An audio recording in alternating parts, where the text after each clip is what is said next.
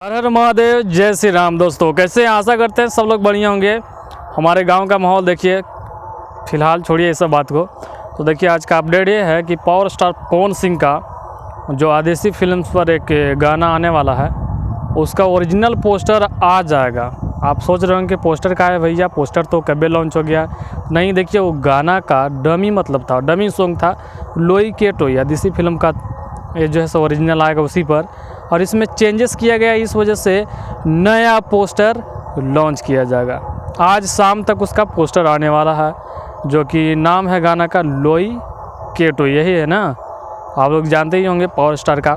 और इसका फ़ोटो जैसे बहुत ज़्यादा वायरल चल रहा था, और इसमें श्वेता महाराज जी हैं। और इसमें चेंजेस ये किया गया है कि भाई इसमें सिंगर जो है ना पुनीता प्रिया को रखा गया है, शिल्पी राज को हटा दिए हैं क्योंकि उनका शूट नहीं करा था। पावर स्टार पवन सिंह का बात है भाई, वो ऐसे थोड़े ना गाना निकाल देंगे। उनको सबको पता है कि यार इनका गाना जो सब ब्रांड होता है, ब्रांड बोल सकते हैं। इस वजह से यार शूट नहीं करा था, इस वजह से चेंजेस किया गया है। और आने वाला है, आज ही शाम को आ जाएगा।